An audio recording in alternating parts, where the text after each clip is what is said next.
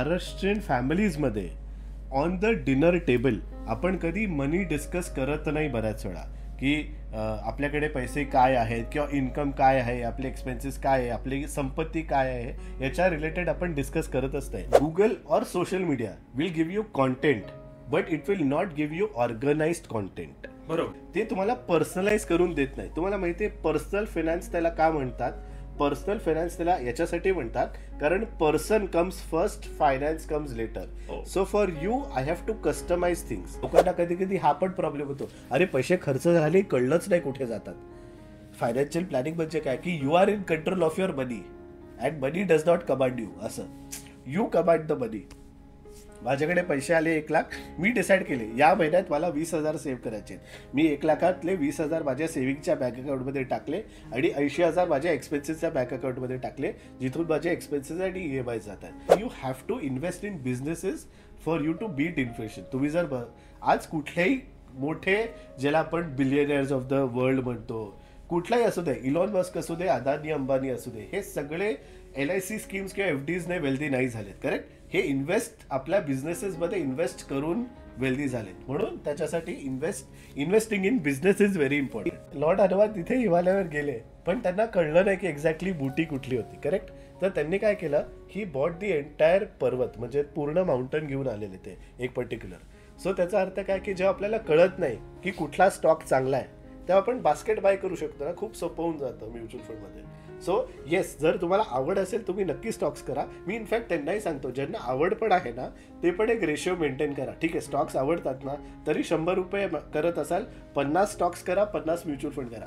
थोडे तरी mutual fund करा. का? कारण तुम्ही एक्सपर्टकडे देतात ना ते पैसे, मग ते इझी होऊन जातं. स्टॉक्स नक्कीच करा, आवड असेल तर. म्युच्युअल फंड पण करा.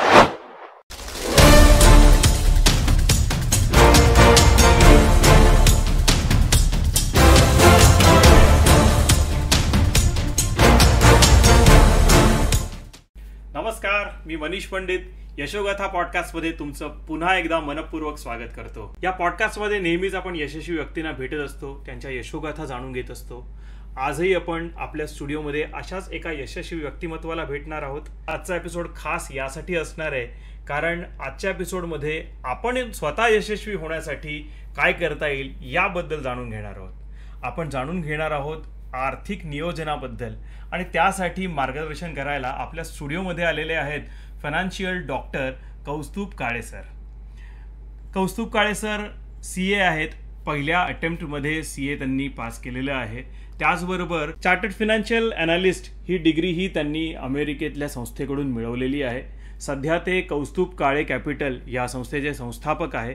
त्याआधीही त्यांनी KPMG, मोतीलाल ओसवाल सारख्या महत्त्वाच्या आर्थिक कंपन्यांमधून महत्त्वाची पदं भूषवलेली आहेत आणि त्यांचा त्या अनुभवाचा वापर करून सध्या ते कौस्तुभ काळे कॅपिटल या त्यांच्या कंपनीच्या माध्यमातून अनेकांना आर्थिक नियोजनासाठी मदत करत असतात, फायनान्शियल फ्रीडम देण्यासाठी मदत करत असतात. तर आज कौस्तुभ काळे सर आपल्या या स्टुडिओमध्ये आलेले आहेत. बोलूया त्यांच्याशी, संवाद साधूया त्यांच्याशी. नमस्कार कौस्तुभ, कसे आहात तुम्ही? मी मस्त, तुम्ही कशा आहात? मी पण मजेत आहे. फायनान्शियल प्लॅनिंग, आर्थिक नियोजन यासारखे शब्द ऐकले की मुळात बऱ्याच जणांना झोप येते, आणि आज आपण या विषयावर चर्चा करणार आहोत. हा पॉडकास्ट रंगतदार करण्याचा आपण दोघंही प्रयत्न करूया. सगळ्यात पहिला प्रश्न माझा तुम्हाला असा असेल की नॉर्मली असं असतं की शेअर्स म्हटलं की सट्टा, अशी एक मराठी माणसाची तरी समजूत करून घेतलेली असते. मागच्या काही पिढ्यांमध्ये असं घडलेलंही आहे, कारण बऱ्याच जणांना या बाजाराबद्दल, तो कसं चालतो त्याबद्दल ज्ञान नसतं. त्यामुळे बऱ्याचदा चुकीची गुंतवणूक केली जाते. काही वेळा काही जणांच्या सांगण्यावरून एखादी बातमी ऐकून चुकीची गुंतवणूक केली जाते. एखादा काका मामा किंवा एखादा मित्र आपले पैसे गमावून बसला असतो आणि मग त्यानंतर शेअर बाजार नको रे बाबा, अशा प्रकारची एक धारणा असते. बरोबर. तर तुमचं याबद्दल काय मत आहे? शेअर बाजारात पैसे गुंतवावे का नाही? तो सट्टा आहे का इन्व्हेस्टमेंट आहे? काय?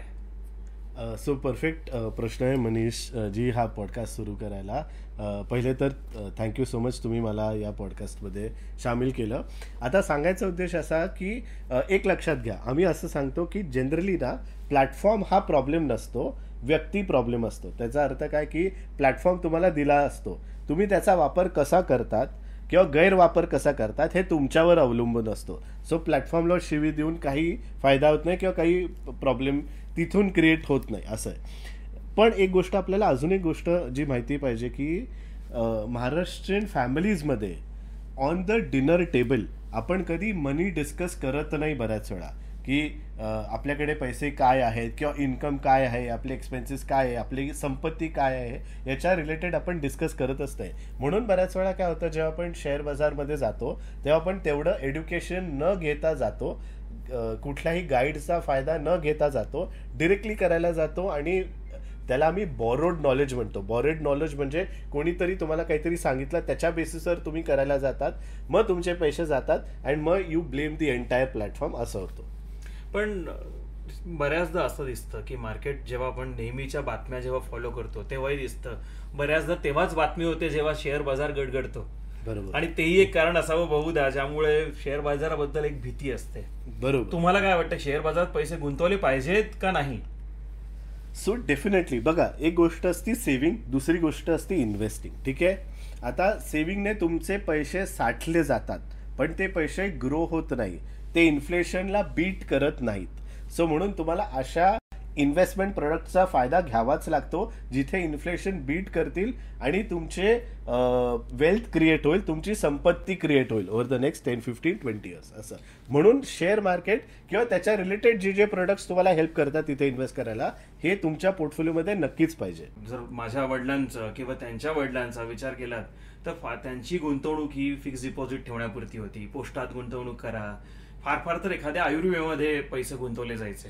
त्यापुढे कधी गुंतवणूक म्हणून बघायचं तर कुठल्या अशा गुरु पुष्यामुहूर्ताला सोनं घेणं किंवा एखाद्या लक्ष्मीपूजन धनोत्रयोदशीच्या मुहूर्तावर, दसऱ्याच्या मुहूर्तावर सोनं घेणं, इतकी गुंतवणूक आपल्याकडे केली जायची. बरोबर.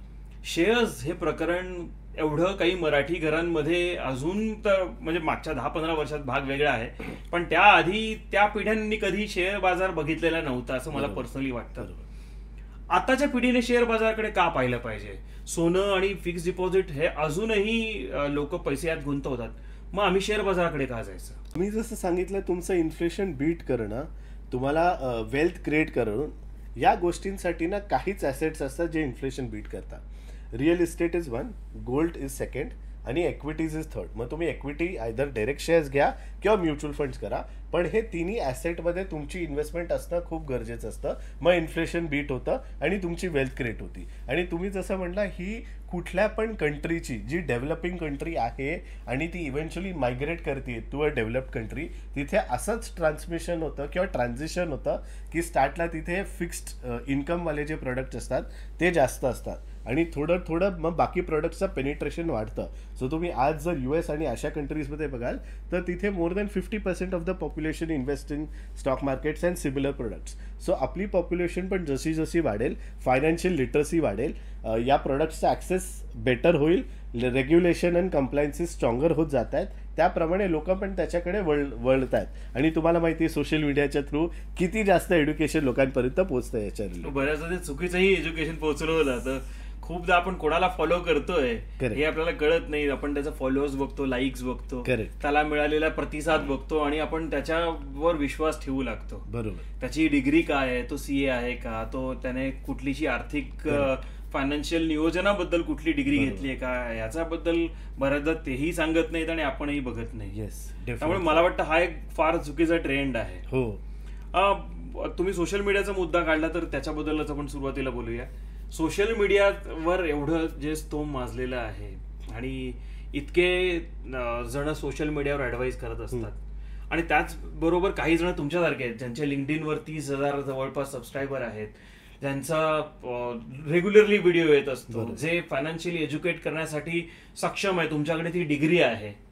मग त्या दोघांमधला फरक कसा ओळखावा? एखाद्या सोशल मीडियावर आल्यानंतर मी कुणाला फॉलो करावं आर्थिक गोष्टींबद्दल आणि कुणाला नाही, हे कसं ठरवायचं? Google or social media will give you content but it will not give you organised content. बरोबर. ते तुम्हाला पर्सनलाइज करून देत नाही. तुम्हाला माहितीये पर्सनल फायनान्स त्याला का म्हणतात? पर्सनल फायनान्स त्याला याच्यासाठी म्हणतात कारण person comes first, finance comes later. So for you I have to customise things. तुम्ही जसं म्हणला, if a person is well educated, ते बऱ्याच गोष्टी ऑलरेडी एक्सपिरियन्स आणि एक्सपर्टीजने डेव्हलप केलेले असतात. Let's take an example of a doctor. Which doctor will you trust more? असा एक डॉक्टर जो 500 hours ऑफ कॉन्टेंट टाकतो नुसतं सोशल मीडियावर, बट त्याचे कुठेच क्लिनिक नाही आहे आणि तो पेशंट्स घेत नाही. हा एक तऱ्हेचा डॉक्टर आहे. कॉन्टेंट टाकतो पण पेशंट्स नाही ट्रीट करत. आणि एक डॉक्टर असा आहे जो थोडंफार कॉन्टेंट टाकतो एड्युकेट करण्याकरता, बट त्याच्याकडे 500-1000 पेशंट्स आहेत, 10-12 वर्षांचा एक्सपिरियन्स आहे. तुम्ही कुठल्या डॉक्टरकडे जाल? नक्कीच त्याच्याकडे जाईन ज्याच्याकडे एक्सपिरियन्स आहे. म्हणजे पेशंट्स हाताखाली जाणं हे खूप महत्वाचं असतं. तेच तुम्हाला एक्सपिरियन्स एक्सपर्टीज देता इन द फील्ड. बरोबर आहे. तुम्ही स्वतः फायनान्शियल डॉक्टर आहात, तुमची आर्टिकल्स प्रसिद्ध होत असतात, तुमच्या इंस्टाग्रामवर आणि लिंक्डइनवर बरंच एज्युकेशनल कॉन्टेंट आम्ही बघत असतो. तुम्हाला काय वाटतं की लोक जनरली इन्व्हेस्टमेंट करताना काय चुका करतात? इन्व्हेस्टमेंट करताना सगळ्यात मोठी चूक ही असते की बऱ्याच लोकांना DIY करायला जातात की मला कळतं मी माझे पैसे स्वतः मॅनेज करू शकतो. हा एक चूक असती. किंवा दुसरी चूक अशी असती कि हम उसको कहते हैं आप 10 सरों की सुनोगे तो सही कैसे चुनोगे. अभी जस्ट दशहरा गया, करेक्ट? आप 10 सरों की सुनोगे तो सही कैसे चुनोगे. इसका अर्थ क्या है? आइदर वो खुद की ही सुनता है and he is not competent enough to tell or manage his own money, और द सेकंड पर्सन, दुसरा पर्सन असा आहे की तो 10 लोकांना विचारतो, 15 लोकांना विचारतो आणि कधी कधी ऍक्शन घेतो, बट चुकीची घेतो, किंवा कधी कधी ऍक्शन घेत पण नाही. आम्ही असं म्हणतो की कधी कधी ना कॉस्ट ऑफ ॲडवाइस पेक्षा the cost of doing wrong or the cost of going wrong or cost of doing nothing is much bigger. Absolutely right. म्हणजे असा अनुभव दरवेळी येतो आपल्याला की एखाद्या मित्राने सांगितलंय म्हणून गुंतवले कुठेतरी पैसे, आणि मग तिकडे नेमके ते शेअर किंवा तो IPO चांगला चालला नाही, गडगडले, आणि मग आपण कदाचित त्या मित्राला जन्मभर दोष देत बसतो. पण कदाचित खरं गोष्ट ही असते की आपण योग्य व्यक्तीकडनं ऍडवाइस घेतलेला नसतो. येस. मग एक योग्य व्यक्तीकडे जाऊन ऍडवाइस घ्यायचा असेल, तुम्ही स्वतः योग्य व्यक्ती आहात, इन्व्हेस्टमेंट करण्यासाठी महत्वाच्या गोष्टी काय आहेत? इन्व्हेस्ट करताना कुठलाही शेअर्स किंवा एखादा म्युच्युअल फंड बघताना काय मी बघितलं पाहिजे, कसा त्याला तावून सुलाखून कसा बघायचा? पहिली गोष्ट, तुम्ही कुठल्याही एका वेल एड्युकेटेड फायनान्शियल ॲडवायझरकडे जाल ना, तर पहिली गोष्ट तो तुमच्यासाठी करेल फायनान्शियल प्लॅनिंग करेल. आता फायनान्शियल प्लॅनिंगमध्ये एक भाग जो असतो, तसे 4 भाग असतात. त्यातला एक भाग असतो ॲसेट ॲलोकेशन.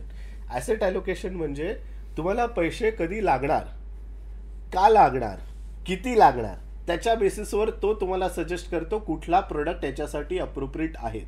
जसं तुम्ही याच्या आधी म्हणलात की FDs फॉर एक्झाम्पल, तर बरेच फायनान्शियल इन्फ्लुएन्सर्स FDs नका करू, खूप रिटर्न्स कमी आहेत असं म्हणतात. पण FDs खूप नेसेसरी असतात. तुमचे जे शॉर्ट टर्म गोल्स आहेत ते गोल्समध्ये कॅपिटल प्रिझर्व्ह करायला आणि तुम्हाला डिसेंट रिटर्न द्यायला हे महत्त्वाचे असतात. आणि जसे तुम्ही बाकी इन्स्ट्रुमेंट्स म्हणलात, gold, mutual funds, equity mutual fund, shares, हे लॉंग टर्मच्या इन्व्हेस्टमेंटसाठी असतात. सो तुमचा गोल काय आहे त्याच्याप्रमाणे तुमचं ॲसेट ॲलोकेशन कसं असलं पाहिजे, हे जे कॉन्व्हर्सेशन आहे हे व्हॅल्युएशन फायनान्शियल ॲडवायझर करतो. तर first thing that you have to definitely look at म्हणून is do a financial planning to understand what are your financial goals. कारण मल्टिपल गोल्स असतात. ते गोल्सला किती पैसे लागणार, केव्हा लागणार, का लागणार हे आपल्याला माहिती पाहिजे, तर आपण इन्व्हेस्ट करू शकतो. बरोबर आहे. सो पहिली गोष्ट ॲसेट ॲलोकेशन बघितलं, दॅट टेल्स यू की तुम्हाला कसं कसं काय इन्व्हेस्टमेंट करायची. ठीक आहे. मग मी इन्व्हेस्टमेंट चालू केली. ड्युरिंग दिस स्टेप और other during this stage of entire life काही चुका होऊ शकतात किंवा काही चुकीचं घडू शकतात. तर त्या गोष्टींसाठी हेल्थ इन्शुरन्स असणं, लाईफ इन्शुरन्स असणं, एक इमर्जन्सी फंड असणं, या सगळ्या गोष्टी महत्त्वाच्या असतात. सो हे 4 गोष्टी जरी तुम्ही व्यवस्थित केल्यात की इमर्जन्सी फंड ज्याला आपण कंटिन्जन्सी रिझर्व्ह पण म्हणतो, त्याच्यानंतर ॲसेट ॲलोकेशन केलं, हेल्थ इन्शुरन्स पहिले घेऊन ठेवलं, टर्म लाईफ इन्शुरन्स घेऊन ठेवलं फॅमिलीचे गोल्स प्रोटेक्ट करायला, की या 4 गोष्टीने तुमचं फायनान्शियल प्लॅनिंग स्ट्रेंथन होतं, स्ट्रॉंग होतं आणि कम्प्लीट होतं. सुरुवात कुठून करावी? हेल्थ इन्शुरन्स सुरुवातीला घ्यावा, टर्म इन्शुरन्स घ्यावा, का कंटिन्युएन्सी प्लॅन बनवावा? मला बऱ्याच वेळा ना यंगस्टर्स विचारतात, कौस्तुभ माझी फर्स्ट सॅलरी आली आहे, मी काय करू याच्यावर? बरोबर. तर मी म्हणतो हो, तुम्हाला जसं तुमचं इन्कम चालू होतं ना, पहिले एक चांगला फायनान्शियल ॲडवायझरकडे जा. ठीक आहे. मग त्याच्यानंतर डेफिनेटली तुम्ही साईड बाय साईड एक health insurance has to be your first investment is what I generally recommend. त्याचा लॉजिकच ते असतं, हेल्थ इन्शुरन्स घेतलं की मग बाकीच्या गोष्टी प्रोटेक्टेड राहतात. ओके. हेल्थ इन्शुरन्स घेतलं, मग side by side contingency reserve build करा जर तुम्ही नवीनच असाल तर, आणि साईड बाय साईड तुमच्या लॉंग टर्म गोलसाठी पण इन्व्हेस्ट करा. सो दोन्ही गोष्टी साईड बाय साईड करा.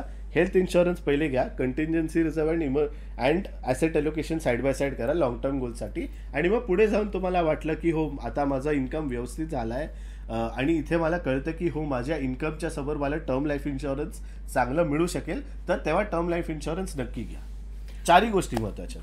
हेल्थ इन्शुरन्सचा तुम्ही मुद्दा मांडलात. येस, माझी कंपनी तर मला कव्हर करते किंवा माझ्याकडे हेल्थ इन्शुरन्स, कारण कंपनी आजकालच्या कंपन्या ज्या कव्हर करतात ते बऱ्यापैकी चांगल्या अमाऊंट मध्ये कव्हर करतात. बरोबर. मग तसं असताना मला गरज काय या हेल्थ इन्शुरन्स घेण्याची? स्वतःवर काय मी इन्व्हेस्ट करू? जॉब बदलला तर पुढची कंपनी मला कव्हर करणारच आहे की? आता इथे गोष्ट कशी होती ना, मी जेव्हा लोकांचं रिटायरमेंट प्लॅनिंग करतो किंवा कोणाचंही रिटायरमेंट प्लॅनिंग करतो, रिटायरमेंट प्लॅनिंगचा अर्थ काय असतो की यू प्रे or you hope or you plan for a day जेव्हा माझ्याकडे कुठलाच एम्प्लॉयर नसेल. करेक्ट? म्हणजे मी आयुष्यात माझ्या फुल लाईफ काम नाही करणार आहे. सेम केसमध्ये, सिमिलर केसमध्ये हेल्थ इन्शुरन्स पण एका पॉईंट नंतर नसणार आहे, कारण when there is no employer there is no employer's health insurance. आणि मग मी याच्या रिलेटेड काही युट्यूब व्हिडिओज पण टाकलेत की देर आर सर्टन पॉईंट्स जे तुम्ही बघायचे असतात in your health insurance plan. किंवा हेल्थ इन्शुरन्स जी कंपनी देते ती जनरली 5 to 10 lakhsचं देतं, पण नो वन नोज की किती सफिशियंट आहे. माझा आज 1 कोटीचा हेल्थ इन्शुरन्स आहे, मला माहित नाही ते सफिशियंट आहे का नाही, because I am 33 years old. मला माहित नाही ओव्हर द नेक्स्ट 20-30 years 1 कोटीचा हेल्थ इन्शुरन्स सफिशियंट आहे का नाही. सो म्हणून जी कंपनी देते ते एकदम बेसिक मास मार्केट प्रोडक्ट असतो, मल्टिपल लोकांना कव्हर करायचं असतं म्हणून.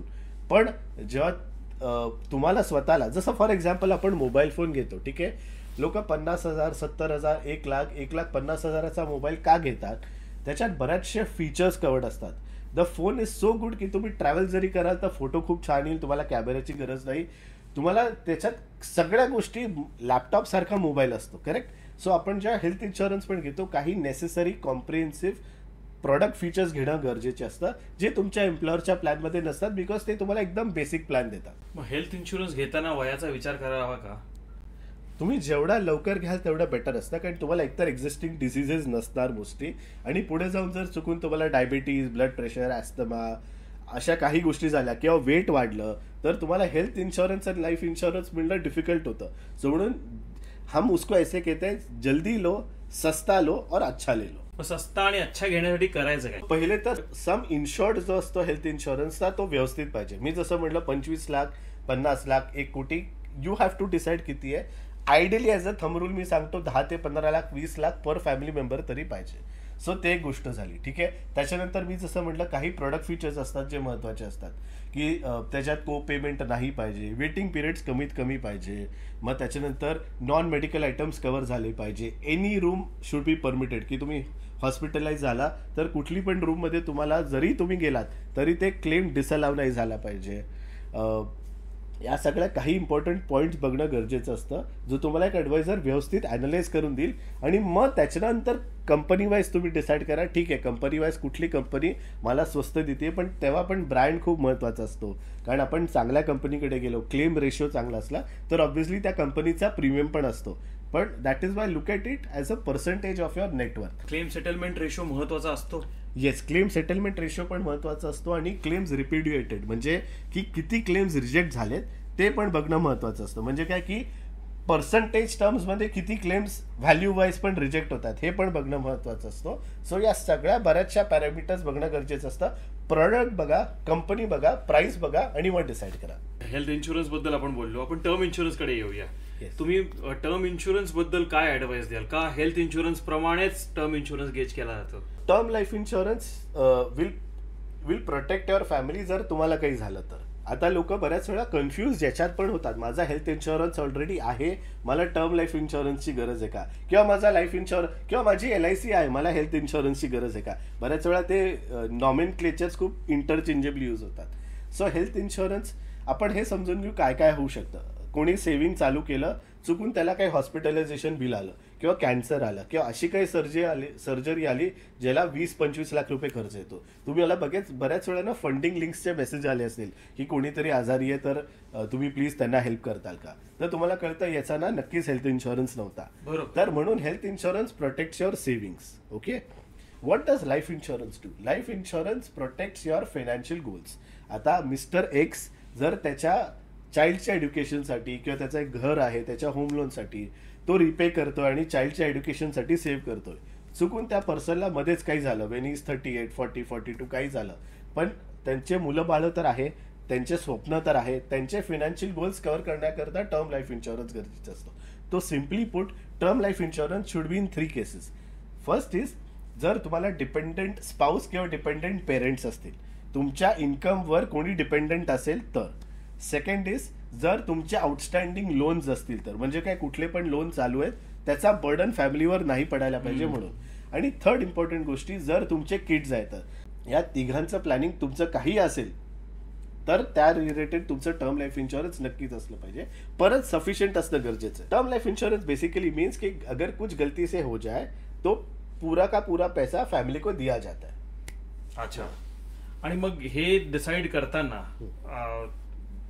आपल्या स्पाऊसचा किती इन्शुरन्स आहे त्याचा काही गोष्टी लक्षात घेतल्या जातात का? या केसमध्ये फक्त तुमचं इन्कम, तुमचं एज किती आहे त्याप्रमाणे डिसाईड होतं की तुम्हाला कितीचा लाईफ इन्शुरन्स मिळू शकतो. मी तुम्हाला आता एक रिसेंट किस्सा सांगतो माझ्या एका क्लायंटचा. काय झालेलं, जसं तुम्ही म्हणालात फायनान्शियल ॲडवायझरची गरज का असती. सो माझ्याकडे क्लायंट आले आणि त्यांनी सॅबॅटिकल घेतलेला आणि मग मी त्यांना, त्यांचा मुलगा होता अँड ऑल होतं, मी त्यांना विचारलं की सर तुमचं टर्म लाईफ इन्शुरन्स आहे का, मी तुमचं प्लॅनिंग करतो. ते म्हणले नाही, मी ॲक्च्युली जॉब सोडला तेव्हा मी टर्म लाईफ इन्शुरन्स किंवा लाईफ इन्शुरन्स काहीच घेतलं नाही. म्हणलं you should have taken that term life insurance when you are working, कारण आता तुम्हाला मिळणारच नाही. म्हणून तुम्ही जसं म्हटलं ते महत्त्वाचं असतं की येस, जर तुम्ही वर्किंग असाल तरच तुम्हाला टर्म लाईफ इन्शुरन्स मिळतो. 1 कोटी 2 कोटी 3 कोटीचा कव्हर तुम्हाला तेव्हाच मिळणार जर तुम्ही ऍक्टिव्हली वर्क करत असाल. नंतर तुम्ही सॅबॅटिकल घेतला किंवा ब्रेक घेतला तर नाही होत. बऱ्याच वेळा फिमेल्स फॉर एक्झाम्पल मटर्निटीच्या वेळेस कधी कधी 6 महिने 1 वर्षाचा ब्रेक घेतात मुलाबाळांसाठी. म्हणून मी त्यांना सांगतो स्टार्टलाच तुम्ही टर्म लाईफ इन्शुरन्स घेऊन ठेवा, म्हणजे नंतर जाऊन तुम्ही हा ब्रेक तरी घेतला चुकून तर नंतर तुम्हाला तसंही मिळणार नाही. आत्ता घेऊन ठेवा, सो आपका वो पॉइंट एक कव्हर अप हो जाएगा. टर्म लाईफ इन्शुरन्स घेताना नॉर्मली काय काय गोष्टी बघणं गरजेचं आहे? म्हणजे इन्शुरन्स कंपन्या बऱ्याचदा ते छोट्या छोट्या अक्षरांमध्ये काही काही गोष्टी लिहून ठेवतात, बरोबर, आणि त्यामुळे बऱ्याचदा काय कव्हर आहे काय कव्हर नाही हे बऱ्याचदा कळत नाही. तर प्रत्येक इन्शुरन्स घेताना ते अटी वाचल्या पाहिजेत हे योग्य आहे. हो, पण सामान्य माणसाला न कळणाऱ्या भाषेत आणि फॉन्टमध्ये त्या लिहिलेल्या असतात. बरोबर. मग अशा वेळी काय करायचं? सो तुम्ही एक चांगल्या ॲडवायझरकडे गेलं ना, त्या बऱ्याच गोष्टी तुम्हाला ऑलरेडी सांगतील. For example term life insurance घेताय त्याच्यावर क्रिटिकल इलनेस घेतलं पाहिजे थोडं तरी. 1 कोटीचा टर्म लाईफ इन्शुरन्स आहे तर 10 लाखाचं क्रिटिकल इलनेस तुम्ही नक्कीच घ्या. लाईफ इन्शुरन्स जनरली एक प्लेन वनिला प्रोडक्ट असतो की चुकून तुम्हाला माहिती आहे का नाही मला, I am not sure, but even suicides are covered after 1 year. So बऱ्याचशा गोष्टी IRDAच मॅन्डेट करतं की तुम्ही काय कव्हर केलं पाहिजे, काय नाही कव्हर केलं पाहिजे. सो म्हणून तुम्ही एक चांगल्या ॲडवायझरकडे जाल ना, तो तुम्हाला नक्कीच एड्युकेट करेल. कारण मी जसं म्हणलो तो ह्या गोष्टी रोज करतोय. इन्व्हेस्टमेंट्सकडे येऊया.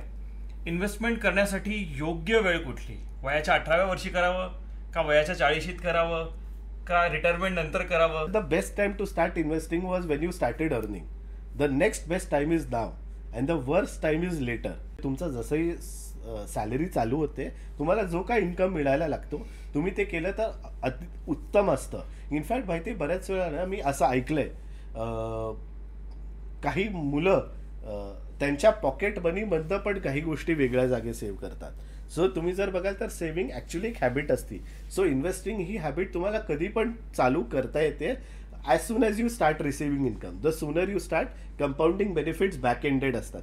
सो म्हणजे तुम्हालाच त्याचा फायदा होतो. येस, पण ऑब्व्हियसली जसं तुम्ही म्हटलात जर कोणी नवीन बाळ आहे आता लगेच once you have a kid, the parent should plan की या किडच्या एज्युकेशनसाठी, या किडच्या वेडिंगसाठी 20-25 वर्षानंतर जे होणार आहे त्याच्यासाठी आपल्याला आजपासूनच गुंतवणूक केली पाहिजे किंवा विचार केला पाहिजे की यांना किती लागणार आहे. त्यामुळे बाळ जन्माला आल्यापासून आपण ॲज अ पॅरेंट गुंतवणूक करू शकतो. येस. तुम्ही जर ऍक्च्युली बघाल ना, आम्ही त्याला लाईफ मॅप सर्कल म्हणतो. लाईफ मॅप सर्कल म्हणजे काय, 0 to 20च्या एजला फॉर एक्झाम्पल वो that guy is a kid basically, okay, his parents are spending for him. 20 to 40 is where he starts taking up responsibilities आणि थोडा तो मोठा होत जातो. 40 to 60 मध्ये he spends for a kid. तुम्हाला कळलं, तो सर्कल चेंज होऊन जातो. He will spend for a kid who is 0 to 20 असं. आणि 60 to 80 मध्ये उसके पास इनकम नहीं होता है तो उसका खुद का सेविंग उसको वो 20 to 60 वाला जो रेंज आहे उसमें करना होता है. म्हणून सो तुम्ही जसं म्हणताय तसंच आहे की बाळ आलं जन्माला की तुम्ही त्याच्या नावे आणि त्याच्यासाठी इन्व्हेस्टमेंट करणं खूप गरजेचं असतं. सोन्याबद्दल आता ट्रेंड चालू आहे, सगळ्यांना सोनं खरेदी करायचं आहे आणि सोन्याचे भाव वाढत आहेत. बरोबर. आणि जे लोकांनी सोन्याचे मागच्या 3-4 महिन्यापूर्वी खरेदी केलेली ते आज दिवाळी खरोखर खऱ्या अर्थाने साजरी करतात. बरोबर. सोनं सध्याच्या काळात कसं परफॉर्म करेल माहित नाही, पण प्रत्येक जण सध्या सोनं घ्यायच्या मागे लागलाय. बरोबर. हे कितपत योग्य आहे? गोल्ड, सोनं हे नेसेसरी ॲसेट क्लास आहे तुमच्या फायनान्शियल गोलमध्ये, फायनान्शियल प्लॅनिंगमध्ये. मी जसं तुम्हाला म्हटलं, रिअल इस्टेट, गोल्ड आणि इक्विटीज हेच इन्फ्लेशन बीट करतं. आता सोन्याचा प्रॉपर्टी किंवा कॅरेक्टरिस्टिक असा असतो, it is a hedge against economy म्हणजे equity, and it is a hedge against inflation. म्हणजे खूप सिम्पल सांगायचं ठरलं तर तुम्हाला तो इन्फ्लेशनपेक्षा बेटर रिटर्न्स देतो आणि तुमच्या पोर्टफोलिओला स्टेबिलिटी देतो जर इकॉनॉमी चांगली नसेल करत तर. आणि सोनं अजून वर जायचं लॉजिक ते पण असतं, कारण households keep buying gold. Across the world जर तुम्ही खरी इंटरनॅशनल करेन्सी कन्सिडर कराल तर ती सोनंच आहे. सबको पता है सोना कितना वैल्यूएबल होता है, ठीक है. आणि दुसरी गोष्ट, central banks across the globe also hold and keep buying a lot of gold. म्हणून gold definitely should be a part. आता तुम्ही विचारतायत म्हणून मी सांगतोय की जर मी 80 रुपये इक्विटीमध्ये टाकत असेल किंवा 70 रुपये इक्विटीमध्ये टाकत असेल तर 10, 20, 30 रुपये तरी मी गोल्डमध्ये टाकायला पाहिजे. हे अलोकेशन असणं खूप गरजेचं आहे. पण मग जर गोल्ड एवढे चांगले रिटर्न्स देतोय तर मी शेअर्समध्ये गुंतवणूकच का करू? रिसेन्सी बायस म्हणून फायनान्समध्ये कॉन्सेप्ट असतो. रिसेन्सी बायस म्हणजे काय की लास्ट 1-2 वर्षात जे झालंय ते आपल्याला वाटतं आयुष्यात तसंच घडतं पुढे, पण अशा मल्टिपल टाइम पिरियड्स आहेत इन द पास्ट जिथे सोनंनी परफॉर्म नाही केलंय किंवा the value has gone down. म्हणून इट इज नॉट नेसेसरी. पण येस, गोल्ड एफडी पेक्षा खूप चांगलं आहे आणि टेक्निकली रिअल इस्टेट पेक्षाही खूप चांगलं आहे. जर तुम्हाला काहीच नसेल कळत आणि असं असेल जसं तुम्ही म्हणलात आता राईटफुली की मला इक्विटी कळत नाही, मला इक्विटी करायचं नाहीच आहे, मी फक्त गोल्ड केलं तर चालेल का? चालेल, गोल्ड तरी करा. ॲटलिस्ट तुम्हाला माहिती 10-15-20 वर्षात ते इन्फ्लेशन नक्कीच बीट करणार. म्हणजे आईचा सल्ला अगदीच चुकीचा नाही. Yes, that is why a lot of times it is jovially said that हाऊसवाईफ्स are a much better fund managers than the husband. Gold निवडताना पण काही निकष आहेत का? म्हणजे काही जण म्हणतात ई गोल्ड घ्या, काही जण म्हणतात हार्ड गोल्ड घ्या, सोन्याच्या दुकानात जाऊन दागिने किंवा बिस्किट घेतात लोक. तुम्हाला काय वाटतं की दोघांपैकी योग्य मार्ग काय किंवा त्यांचे कॅरेक्टरिस्टिक्स काय आहेत, फरक काय दोघांमध्ये? Gold mutual fund is the best investment जर तुम्हाला गोल्ड करायचे असेल तर. गोल्ड सॉव्हरेन गोल्ड बॉन्ड्स होते गव्हर्नमेंटचे, जे आधी गव्हर्नमेंट इश्यू करायचं, आता डायरेक्टली त्यांच्या साईडने इश्यू होणं बंद झालंय. सो म्हणून सॉव्हरेन गोल्ड बॉन्ड्स नाही आहेत, म्हणून गोल्ड म्युच्युअल फंड ही ॲब्सोल्युटली बेस्ट इन्व्हेस्टमेंट आहे. तुम्हाला थेफ्टची रिस्क नसती, रिस्क ऑफ इम्प्युरिटी नसती, तुम्हाला पार्शली पैसे काढायचे असतील. त्याचा अर्थ काय, आज माझ्याकडे जर 10 लाखाचं सोनं असेल गोल्ड म्युच्युअल फंडमध्ये, त्यातला मला 1 लाख रुपये रिडीम करायचं तर करू शकतो. मला गोल्ड कॉईन, गोल्ड बार, गोल्ड ज्वेलरी पूर्ण विकावी लागते, म्हणजे माझ्याकडे पार्शल रिडीमचा ऑप्शन असतो. रिस्क ऑफ स्टोरेज असतं की मला ते स्टोअर करावं लागतं. सो येस, म्हणून ज्यांना जास्त झंझटमध्ये पडायचं नाहीये, ज्यांना ज्वेलरीची काय अफिनिटी नाहीये, त्यांनी गोल्ड म्युच्युअल फंड करणं हे सगळ्यात बेस्ट असतं. अच्छा, आता म्युच्युअल फंडाबद्दल बोलतो तर म्युच्युअल फंड नक्की काय असतं, कसं ऑपरेट करतात ते? म्हणजे बऱ्याचशा जाहिराती बघतो मी, साधं क्रिकेट बघायला लागले तरी धोनी, सचिन येतात आणि म्हणतात म्युच्युअल फंड सही आहे. ते खरंच इतकं सही आहे का? सो म्युच्युअल फंडनी एक गोष्ट खूप सोपी काय केली ना, की तुम्हाला वेरियस ॲसेट क्लासमध्ये इन्व्हेस्ट करायचं आहे आणि तुम्हाला जर कळत नसेल की मी कसं करू, तर त्यांनी SEBI registered and SEBI regulated, SEBI compliant फॉर्मॅटमध्ये ते तुम्हाला खूप सोपं करून दिलं. जसं मी आता आधी आपण डिस्कस करत होतो स्टॉक मार्केटचं, जर कौस्तुभला माहीत नाही कुठला स्टॉक घ्यावा, तर ॲटलिस्ट त्यांनी जर कुठल्या तरी एका म्युच्युअल फंड स्कीममध्ये इन्व्हेस्ट केलं तर तिथलच्या फंड मॅनेजर्सला, तिथलच्या रिसर्च टीमला माहिती काय करावं. सो ते टेन्शन आपल्याला घ्यायचं नसतं. आता मी तुम्हाला एक साधं उदाहरण देतो. कौस्तुभ, मला हे कळत नाही मी इक्विटीमध्ये किती पैसा टाकू आणि गोल्डमध्ये किती टाकू. बऱ्याच वेळा कळतं, नाही कळत आपल्याला. तर तुम्हाला माहिती काय, एक स्कीम असती called as multi asset fund. Mutual फंडमध्ये एक स्कीम असती जी डेट, गोल्ड, सिल्वर, इक्विटी सगळ्याला मिक्स करून ॲसेट क्लास बिल्ड करतं. जर तुम्हाला फक्त इक्विटीमध्ये इन्व्हेस्ट करायचं तर ते पण ऑप्शन असतो. सो म्हणून 2000 पेक्षा जास्त स्कीम्स आहेत, 50 पेक्षा जास्त ॲसेट मॅनेजमेंट कंपनीज आहेत. ते तुम्हाला काय करतं, they have democratized investing in various asset classes for you. एवढं जास्त व्हरायटी ऑफ ऑप्शन्स आहे चूज करायला. येस. एखाद्या साधारण माणसाने योग्य असा म्युच्युअल फंड कुठला आहे कसं ठरवावं? The best way, that is why said is you have to go through an adviser. तो ॲडवायझर तुम्हाला तुमच्याकडनं समजून येईल. जसं आपण क्रिकेट टीम सिलेक्ट करतो, लेटस से तुम्हाला क्रिकेट टीम सिलेक्ट करायची, तुम्ही 11च्या 11 बॅट्समन घेणार नाहीत, तुम्ही 11च्या 11 बॉलर घेणार नाहीत. तुम्ही आधी पिच बघणार, ॲटमॉस्फिअर बघणार, कंडिशन्स बघणार, समोरच्याची टीम पण बघणार, आणि या सगळ्या गोष्टींच्या बेसिसवर तुम्ही डिसाईड करणार किती बॅट्समन पाहिजे, किती बॉलर्स पाहिजे, किती ऑलराऊंडर्स पाहिजे, स्पिनर पाहिजे का फास्ट बॉलर किती पाहिजे. All of this is a very well thought of process. Correct. Selection of mutual fund happens in the same fashion. कारण म्युच्युअल फंड स्कीम 2000 पेक्षा जास्त आहेत. त्याच्यात व्हेरियस कॅटेगरीज आहेत. Large cap, mid cap, small cap, flexi cap, multi cap, gold वेगळं आहे, hybrid वेगळी category for example, असे मल्टिपल कॅटेगरीज आहेत. या कॅटेगरीजमध्ये आपल्यासाठी आपण पोर्टफोलिओ कसा बिल्ड करावा, SIP कितीची करावी, कुठे करावी, लमसम करायचं असेल तर कुठे करावं, या सगळ्या गोष्टींचा कॉन्व्हर्सेशन्स तुम्ही तुमच्या फायनान्शियल ॲडवायझर बरोबर केलं, म्युच्युअल फंड डिस्ट्रीब्युटर बरोबर केलं, तर तुम्हाला सांगेल की हां आता यातले कुठले स्कीम्स आपण घ्यायला पाहिजे. तर फायनान्शियल ॲडवायझरकडे जर मी गेलो तर टिपिकली काय पद्धत असते, फायनान्शियल ॲडवायझर कसा गाईड करतो? सो मी जसं तुम्हाला म्हटलं, तुम्ही फायनान्शियल ॲडवायझरकडे गेला तर तुमचे फायनान्शियल गोल्स समजून घेईल. Let me tell you what are financial goals for example. Okay, आता मी कुठल्याही यंग पर्सनला जर भेटलो तर मी त्यांना पहिले फायनान्शियल गोल काय ते सांगतो. कारण बऱ्याच लोकांना त्यांचे फायनान्शियल गोल्स माहिती पण नसतात किंवा फायनान्शियल गोल काय आहे याचा बेसिक डेफिनेशन पण माहिती नसतं. आता फायनान्शियल गोल म्हणजे काय, असा कुठला पण पैसा जो माझ्या 1 मंथच्या इन्कमपेक्षा जास्त आहे. ठीक आहे. आता मला जर माझा मोबाईल फोन बिल भरायचं असेल ते मला इझिली माझ्या 1 मंथच्या इन्कममधनं होतं. पण जर मला माझ्या मुलाला युनायटेड स्टेट्सला पाठवायचं असेल 25 वर्षानंतर फॉर हिज अब्रॉड एज्युकेशन, तर ते 1 मंथच्या इन्कममधनं नाही होणार. करेक्ट. त्याला मला आजपासून सेव्ह करावं लागेल.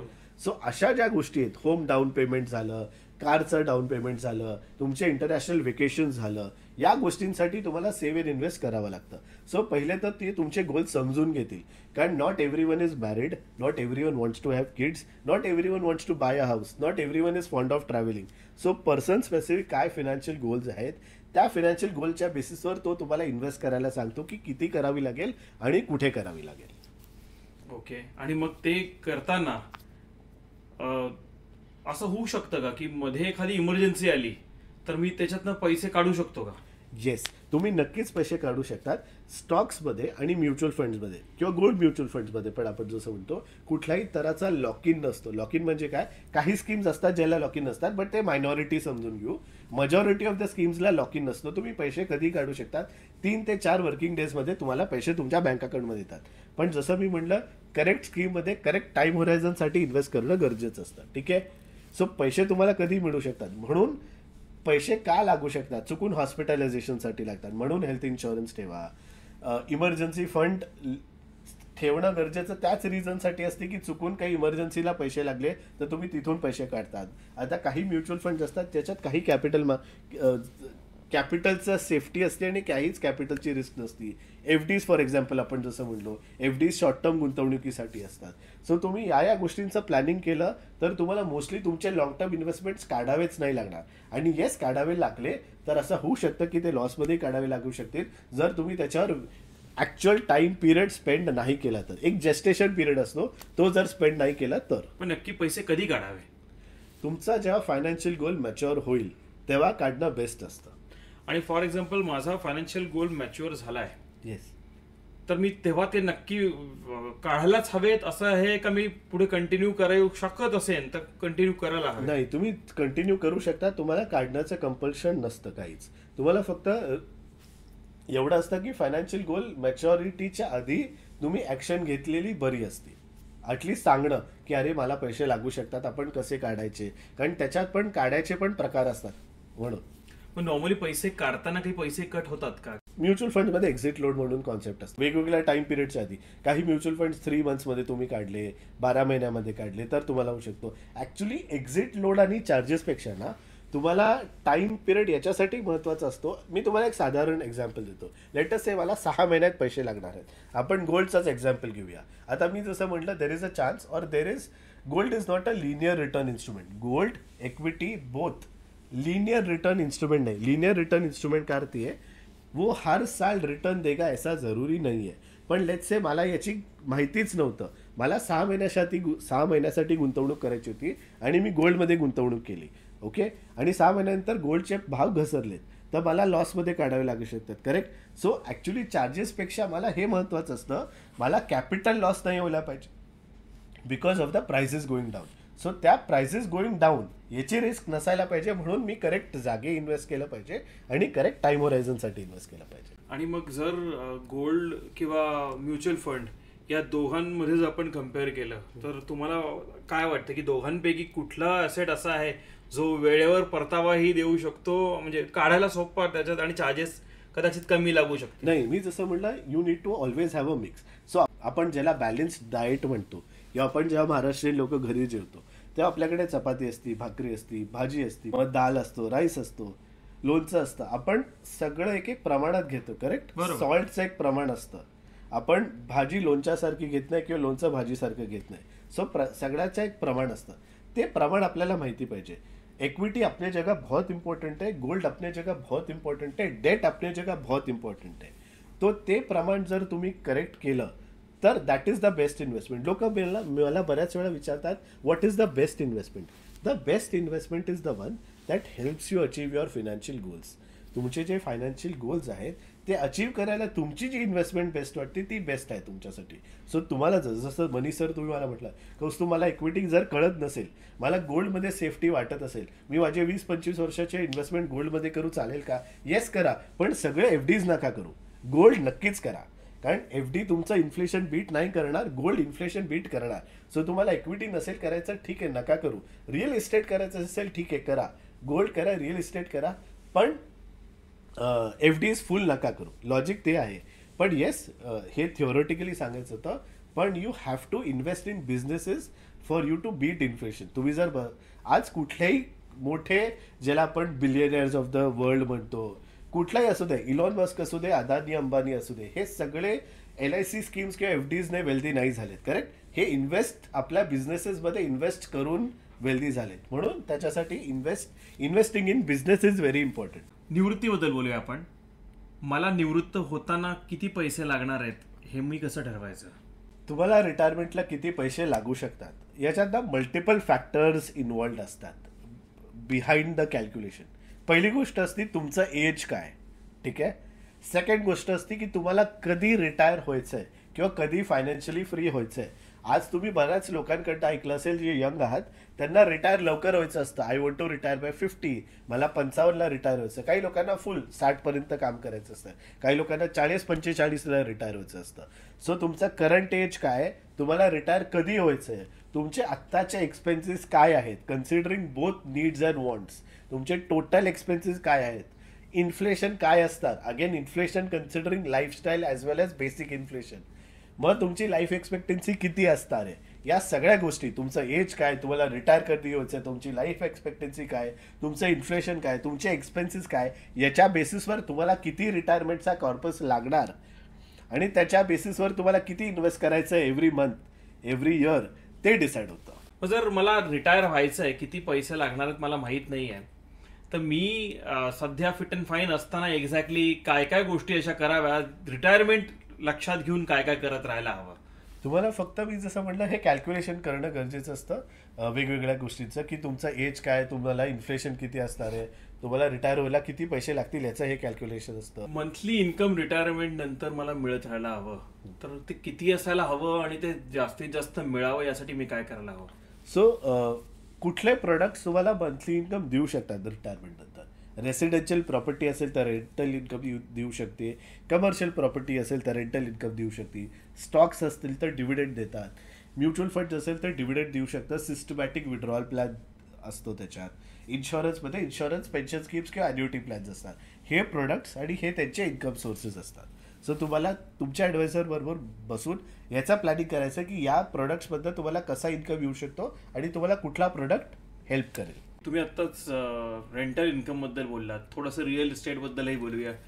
रिअल इस्टेटमध्ये मी गुंतवणूक कधी करावी, कुठल्या वर्षीपासून करावी, जर मी नोकरदार आहे किंवा स्वतःचा बिझनेस चालू केलेला आहे, योग्य वय काय आहे रिअल इस्टेटमध्ये जाण्याचं, किंवा मुळात मी स्वतःचं घर घ्यावं का? बरेच जण ऍडवाइस करतात की घेऊच नका, काही जण म्हणतात घ्या. मी नक्की काय करायला हवं? आपण आधी दुसऱ्या एका विषयावर बोलू की buying a house using loan. Buying a house using a loan is not an investment. ठीक आहे, it is a financial disaster. Most financial advisers will tell you.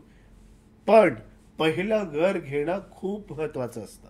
ठीक आहे. सो जर कोणी म्हणत असेल नाही रेंट करते है, बाय क्यू करना है, आपण रेंटलवर राहून, नाही, पहिले घर घेणं हे खूप गरजेचं असतं. त्याची कॉस्ट कशी असू द्या, लोन कसंही काढू द्या. ठीक आहे, that is a different thing. आता तुम्ही हे कधी घ्यावं हे महत्वाचं गोष्ट आहे. You should buy a house, your first house, Wien you decide this is the place जिथे मला परमनंटली राहायचंय किंवा नेक्स्ट 5, 10, 15 वर्ष तरी राहायचंय. माझ्याकडे बरेच यंगस्टर्स येतात. मी त्यांना सांगतो, जर तुम्हाला माहीत नाही की तुम्ही आज मुंबईत असणार, उद्या पुण्यात असणार, परवा बँगलोरमध्ये असणार आहे, मग गुरगावमध्ये असणार आहे, किंवा तुम्ही परदेशी जाणार आहेत, जर तुम्हाला आज माहीतच नाही तुम्हाला परमनंटली कुठे राहायची इच्छा आहे, तर तुम्ही आज घर नका घेऊ. Because buying a house attaches you or ties you to a particular location. आपण ठाण्याचं उदाहरण घेऊ. लोक ठाण्यात शिफ्ट झाले, ते आधी रेंटवर राहत आहे टू सी की आपल्याला तो परिसर ऍक्च्युली आवडतोय का. मग त्याच्यानंतर त्यांना कळलं हो इथे जवळच शाळा चांगली आहे, हॉस्पिटल चांगलं आहे, फॅसिलिटीज चांगले, एम्युनिटीज चांगले आहेत आणि आपण या एरियामध्ये घर घेऊ शकतो, मला इथे राहायला आवडेल, तेव्हाच घर घ्या. So buying first house is very important. Okay, after doing a financial calculation. But when should you buy, मी आत्ता सांगितलं.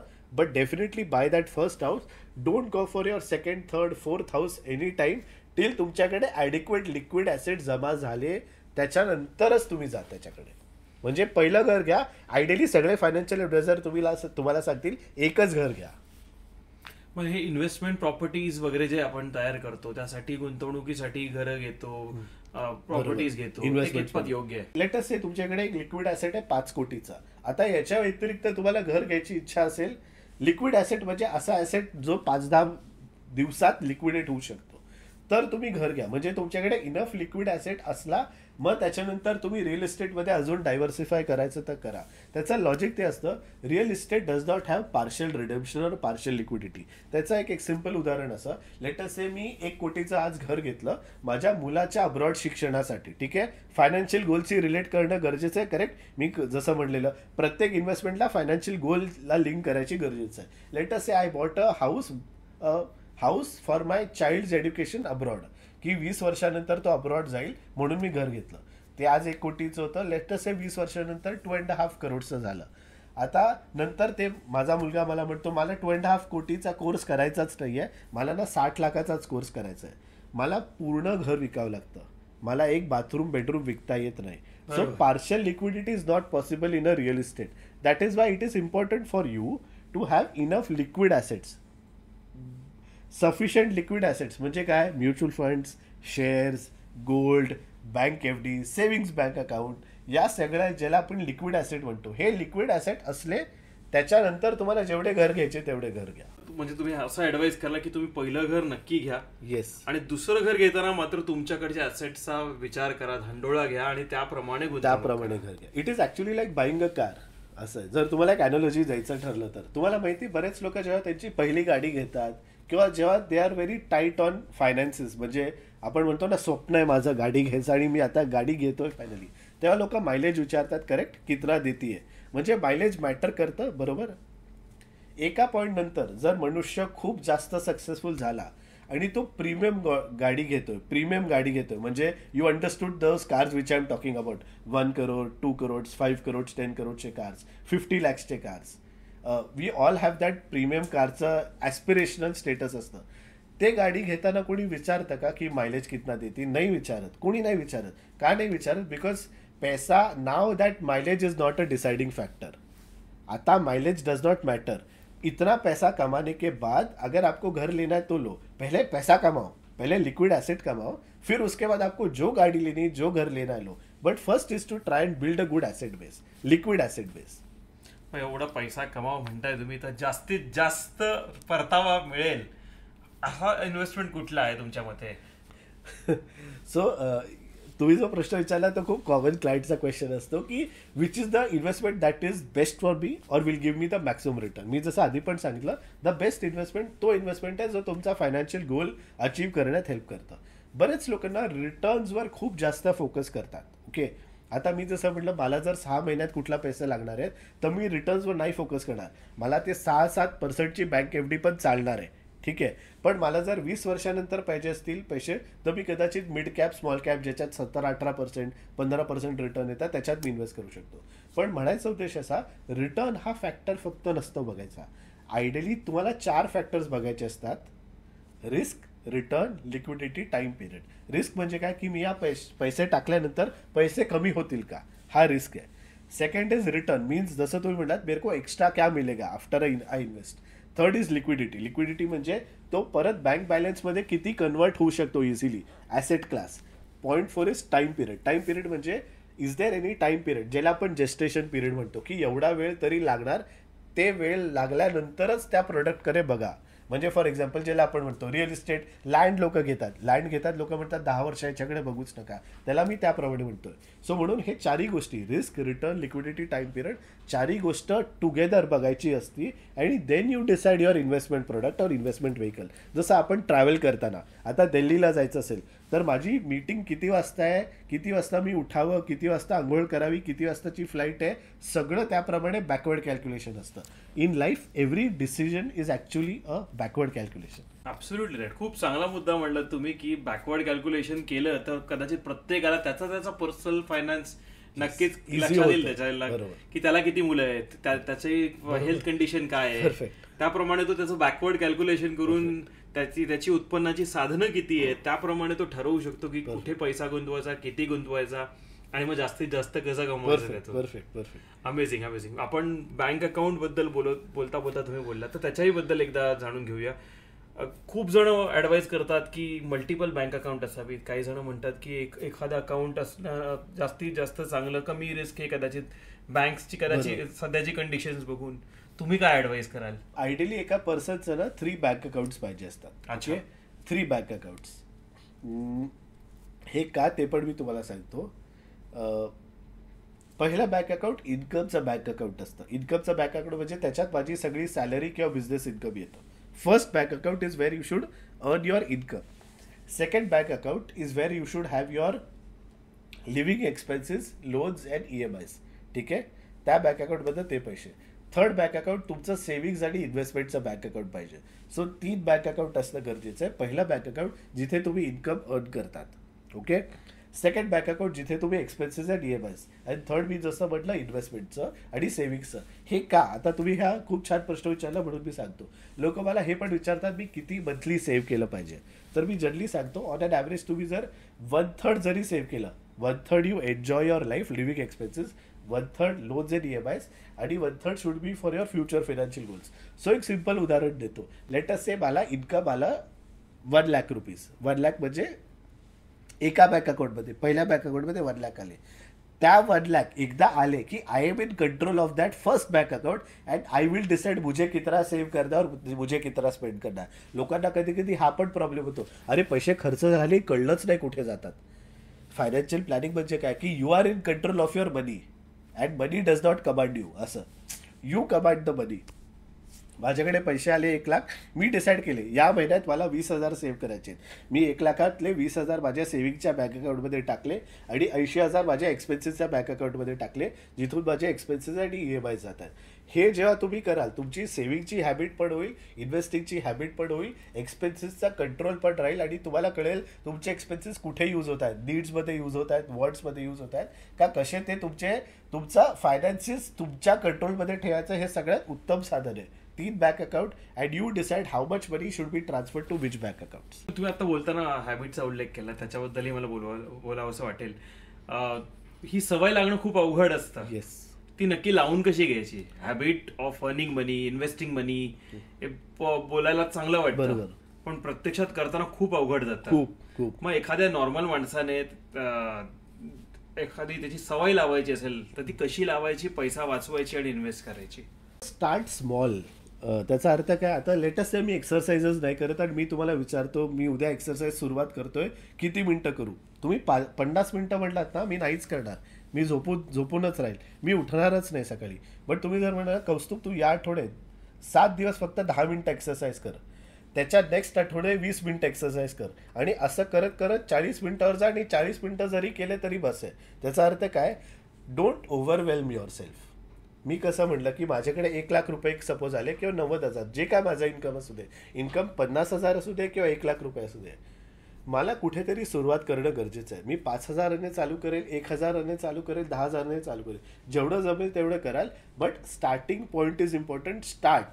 Start small but start. म्हणून लोक म्हणतात SIP का कोई मिनिमम लिमिट नहीं होता है. वो वही रीजन से बोलते हैं ठीक है आपका इनकम 1,00,000 है but you have a very lavish lifestyle, you are not able to save. At least start with 5,000 10,000. Then as you start with 5,000 10,000 तुम्हाला कळेल की याचा इम्पॅक्ट कसा होतोय, तुम्हाला ते आवडायला लागेल, तुम्हाला कळेल money in the bank is very powerful when it is invested. मग तुम्ही म्हणाल हा आता मला आय एम सीइंग दॅट मेरा फ्युचर इससे अचीव हो रहा है. तुम्हाला माहिती आहे there is a quote, whenever you invest you are buying a day where you don't have to work. So the more you invest the more days you are where you don't have to work. म्हणून start small, do consistently. Investing is like breathing and exercising. Start whatever is possible, do small, but do it consistently and that will give you the compounding benefit. आणि analyse your expenses वेल. मी जसं म्हटलं needs आणि wants बघणं खूप गरजेचं आहे. Needs म्हणजे असे पैसे ज्याला मी अवॉइडच नाही करू शकत, हे एक्सपेन्सेस खूपच गरजेचं आहे. वॉन्ट्स म्हणजे असे लक्झरी एक्सपेन्सेस जे नसले तरी चालेल किंवा अवॉइडेबल पण असतात. आजकालच्या जनरेशनमध्ये वॉन्ट्सवाले एक्सपेन्सेस भरपूर वाढतात. ॲक्च्युली ना टू लिव्ह लाईफ इतना पैसा की जरूरत नाही पडती. माहिती, प्रिव्हियस जनरेशन्स म्हणजे आपले आई बाबा आजी आजोबा ज्या पैशांवर राहायचे, आपल्याला वाटतं अरे त्यांनी एवढं सगळं आयुष्यात कसं केलं, त्याच रिझनने केलं because they are spending was very frugal. Absolutely right. ते पाणी घरानं द्यायचे आणि आपण पाणी घ्यायचं म्हणजे हॉटेलमध्ये गेल्यानंतर बॉटल वॉटरच घेतो. अरे तुम्हाला याच्यावर एक what your saying is right because there are so many habits if you see the earlier generation. आता अज्युम करा मी नॉयडाला चाललोय काही कामाने, नॉयडामध्ये माझा कुठला नातेवाईक आहे किती लांबचा असू दे, त्यांना मी सांगणार मी नॉयडाला येतोय, माझं तिथे 2 दिवसाचं काम आहे, मी तुमच्याकडे राहणार आहे. आजी आजोबा करू शकायचे, आज आपण नाही करणार. सगळ्यांना प्रिव्हसी इम्पॉर्टंट असती, म्हणजे सगळ्यांना ती प्रायव्हसी इम्पॉर्टंट असती किंवा सगळ्यांना ते त्यांची स्पेस ज्याला आजची जनरेशन म्हणते ती खूप महत्त्वाची असते. म्हणून लोक म्हणतात की नाही यार थोडा पैसा खर्चा होना चल जाएगा, बस में कौन जाएगा, ट्रेन में कौन जाएगा, उबर कर लेते, ओला कर लेते, फूड बाहर से मंगा लेते, अच्छा होटल में ठहरेंगे, ब्रेकफास्ट इंक्लूडेड होना चाहिए. ये सब जो चीज़ें ये वॉन्ट्स है, ये नीड्स नहीं है. ऐसा है. The more you analyse your expenses the key is to analyse your expenses. खूप महत्वाचा मुद्दा तुम्ही मांडलात की फ्रुगॅलिटी जी मागच्या जनरेशनकडनं शिकण्यासारखी आहे आणि या जनरेशनलाही ती शिकणं तसं बघायला गेलं तर अवघड नाही आहे. कदाचित राहण्याच्या प्रिव्हसीच्या कॉन्सेप्ट बदललेल्या आहेत किंवा लाईफस्टाईल बदललेली आहे, म्हणून कदाचित हे सगळे वॉन्ट्स आहेत जे आपण सध्या आता नीड म्हणून पाहतोय, पण ते कदाचित आपण परत एकदा नीड बघितलं लक्षात येईल की ते वॉन्ट्सच आहेत आणि आपण त्यांना नीड म्हणून बघणं चुकीचं आहे. त्यामुळे कदाचित जास्त पैसा खर्च होतो. आपण आतापर्यंत इन्व्हेस्टमेंट बद्दल बोललो, थोडंसं नुकसानाबद्दलही बोलूया. बऱ्याचदा इन्व्हेस्ट करताना नुकसानही होतं, खूप जास्त होतं. बरोबर. पचवायचा कसा जातो, नुकसान पचवणं खूप अवघड गोष्ट आहे आणि बऱ्याचदा नुकसान झाल्यानंतर आपण इन्व्हेस्ट करणंच बंद करतो. बरोबर. हात पोळल्यानंतर परत आगीशी खेळायला जात नाही म्हणतात तसं. मग नुकसान सहन कसं करायचं, त्यातून बाहेर कसं यायचं. करेक्ट. सो मी जसं म्हटलं रिस्क काय असतं, रिस्क म्हणजे काय की मी जे पैसे टाकले ते पैसे कमी झाले किंवा मला कमी परत मिळाले. आता हे रिस्क ना अॅनलाइज करणं गरजेचं आहे. तुम्ही विचारलं म्हणून मी थोडं याच्यावर डीपर डाऊन जातो. रिस्क 3 प्रकारचे असतात. ठीक आहे. First risk is risk of temporary volatility. Okay, मतलब कुछ चीजें उतार चढ़ाव में चलती है, risk of temporary volatility.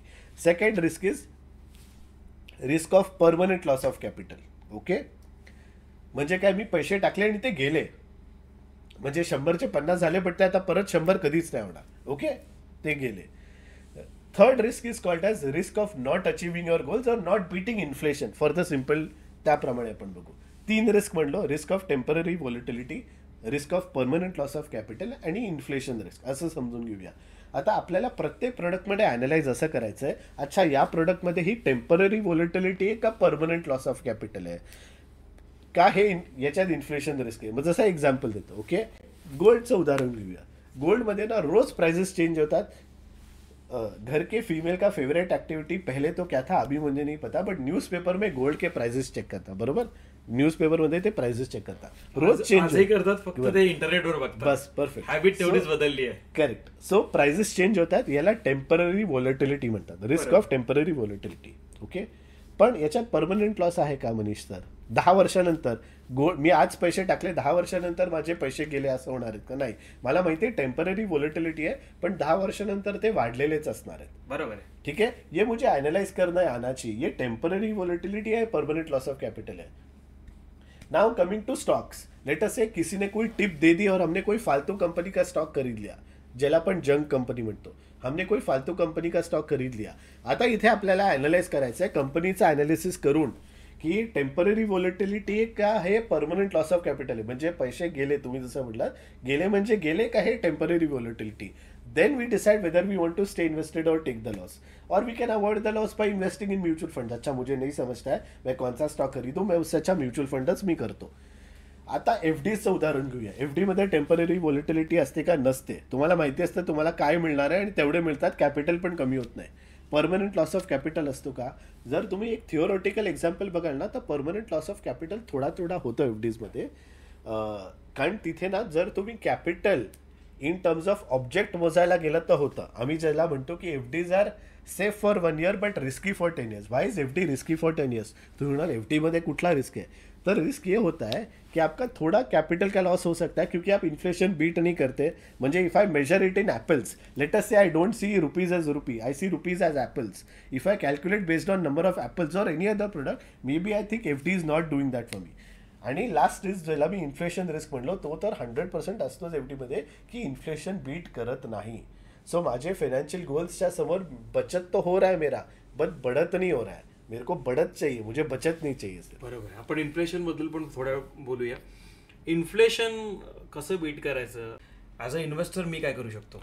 इन्फ्लेशनचा basic गोष्ट ही आहे की जेवढे लोक, जसं जसं लोकांचा इन्कम वाढतो, लोक परचेस जास्त करतात प्रोडक्ट्स, आणि त्या परचेस प्रोडक्ट केल्यामुळे त्याचे प्राइसेस वर जातात. ठीक आहे, ॲज सिम्पल एज दॅट. आता इन्फ्लेशन 2 प्रकारचे असतात. पहिला प्रकार असतो कॉस्ट ऑफ गुड्स इन्क्रीज. ठीक आहे. सेकंड गोष्ट असते luxury inflation. Okay, cost of goods ज्याला आपण नीड्स अँड वॉन्ट्स म्हणलो ना, very similar to that. Cost of goods आणि लक्झरी इन्फ्लेशन. कॉस्ट ऑफ गुड्सचा अर्थ काय की ॲपलचे प्राइसेस वाढले, किंवा पार्लेजीच्या पुड्याचे प्राइसेस वाढले, किंवा एनी प्रोडक्टचे प्राइसेस वाढले. ठीक है, या फिर रेंट इतना था लास्ट टाइम, ये साल इतना बढ़ गया. ओके. लक्झरी इन्फ्लेशन काय आहे? जसं the people have started to eat out more. Okay, people have started to live in hotels. Earlier when people use to give them only tea and a very normal biscuit. आता जेव्हा लोक घरी येतात आपण premium biscuits देतो, आपण बाहेरून pizza मागवतो. लहानपणी मी जेव्हा लहान होतो, माझे आई बाबा 5-10 हजाराचा मोबाईल मला द्यायचे. बजेट तेवढं असायचं, 5-10 हजाराचा मोबाईल. आज लहान पोरं, 15 वर्षाचे पोरं पण आयफोन वापरतात, किंवा असे फोन वापरतात ज्यांची कॉस्ट 50,000 1 लाख आहे. सो म्हणायचा उद्देश असा की एक असतं कॉस्ट ऑफ गुड्स, सेकंड असतं लक्झरी इन्फ्लेशन. तुम्ही घर खर्च बघाल ना, तर तुम्हाला हे अॅनालाइज करणं गरजेचं आहे की कॉस्ट ऑफ गुड्समुळे किती इम्पॅक्ट आहे आणि लक्झरी इन्फ्लेशन. आता हे लक्झरी इन्फ्लेशन काय होतं? ॲज युअर इन्कम इन्क्रीसेस, तुमचं जसं जसं इन्कम इन्क्रीज होतो, तुमचं जसं जसं उत्पन्न वाढतो, तुम्हाला त्या उत्पन्नाला अशा गोष्टींवर खर्च करायची इच्छा होती जे प्रीमियम आहेत. लोक प्रीमियम परफ्युम्स खरेदी करतात डिओड्रंट्सच्या ऐवजी. सो याला luxury inflation. As your incomes increase, you want to spend on premium things. It can mean ordering pizzas, it can mean eating out, it can mean going to concerts. तुम्हाला माहिती किती concerts आता या वीकच एनरिकेचा concert झाला. लोकांना जायला आवडतं का? कारण पैसा आणि कुठे स्पेंड करायचा माहिती नसतो. हे होत आहे लक्झरी इन्फ्लेशन. अशी एखादी इन्व्हेस्टमेंट आहे का जी एकदम इन्फ्लेशन प्रूफ आहे? सो इन्फ्लेशन प्रूफ किंवा इन्फ्लेशन बीट करणारी इन्व्हेस्टमेंट रिअल इस्टेट आहे, गोल्ड आहे आणि इक्विटीज आहेत. आता हे तिन्ही इन्व्हेस्टमेंट जनरली लॉंग टर्ममध्ये इन्फ्लेशन बीट करतात. गोल्ड जसं मी म्हटलं, कारण people purchase any good occasion gold is bought, any good ceremony gold is bought. Central banks also buy and hold gold and they hold gold. आणि गोल्डचं scarcity असतो, म्हणजे it is not manufactured in a very large fashion, म्हणून that is Y. आणि equity त्या रिझननेच bit करतात कारण economies expand होतात, कंपनीजची प्रॉफिटेबिलिटी इन्क्रीज होते, त्याच्यामुळे प्रॉफिटेबिलिटी इन्क्रीज झाल्यामुळे स्टॉक प्राइसेस वाढतात. सो ते इन्फ्लेशन बीट करतात. कारण याचा जो इम्पॅक्ट आहे, जसं मी म्हटलं, लोक बाहेर जेवतात किंवा प्रोडक्ट्स प्रीमियम घेतात, त्या प्रोडक्ट्स किंवा त्या एक्सपेन्सेसचा फायदा कंपनीजलाच होतो समोर जाऊन, म्हणून त्या कंपनीची शेअर प्राइस वाढते आणि ते इन्फ्लेशन बीट करतात. मगाशी आपण नुकसानीबद्दल बोलतो, एक अँगल असा पण आहे की कदाचित माझी नोकरी सुरू आहे, अचानक गेली, बरोबर, किंवा माझा व्यवसाय सुरू आहे आणि खूप नुकसान झालं त्यात मला काही कारणामुळे, किंवा शेतकरी मी पिकच गेलं माझं, कुठलंही नुकसान झालं. आता त्या नुकसानीच्या मधून मी जात असताना मी माझ्या इन्व्हेस्टमेंट इंटॅक्ट कशा ठेवायच्या, किंवा असं काय करू शकेन की ज्याच्यामुळे मला नुकसानीतही थोडेफार पैसे वाचवता येतील. सो मी जसं म्हटलं 4 गोष्टी महत्त्वाच्या असतात: emergency fund, asset allocation, health insurance, life insurance. So तुम्हाला प्रॉब्लेम नाही यायला पाहिजे किंवा तुमचे इन्व्हेस्टमेंट्स नाही काढले गेले पाहिजे म्हणून इमर्जन्सी फंड असणं गरजेचं आहे. 6 ते 12 महिने of your living expenses should be definitely there as a emergency fund. आता कोणी हाय रिस्क सेक्टरमध्ये असेल किंवा कोणाचा स्वतःचा बिझनेस असेल तर मी सांगतो 6 महिन्याच्या ऐवजी 12 महिने ठेवा. तुमचे घराचे एक्सपेन्सेस प्लस तुमच्या ऑफिसचे फिक्स्ड एक्सपेन्सेस ठेवा.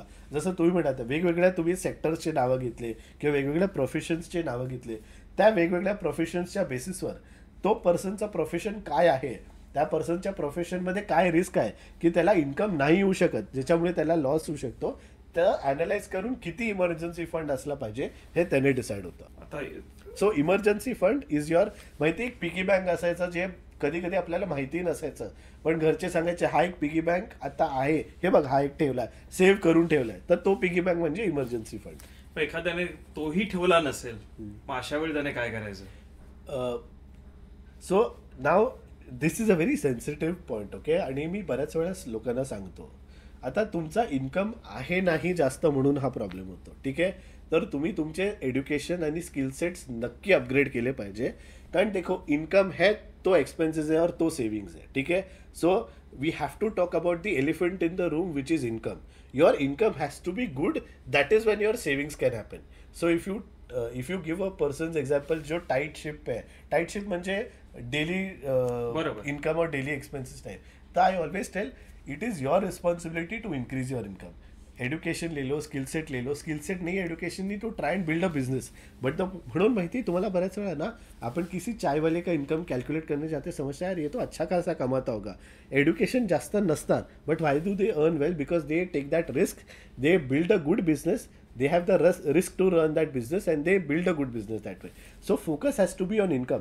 How to earn that income? Education and skill sets. मुळात आपल्या प्रत्येकाचा ॲटिट्यूड, अप्रोच हाच असला पाहिजे की त्यावेळी जाऊन आता काय करू म्हणण्यापेक्षा त्या सिच्युएशन मध्ये मी कसा जाणार नाही, त्याच्याबद्दल त्या सिच्युएशन मध्ये नसताना केलेले प्रयत्न खूप महत्वाचे आहेत. To diversify income, to start side hustles, बऱ्याच गोष्टी आहेत. एक चक्रवाढ व्याज पण एक असं मला वाटतं की एक सुंदर टूल आहे ज्याबद्दल आपण बोलायला हवं. ऍज अ फायनान्शियल ऍडवायझर तुम्ही कसं बघता याच्याकडे? So power of compounding is basically very simple. In fact Albert Einstein ना त्याला 8th wonder of the world सांगितलं.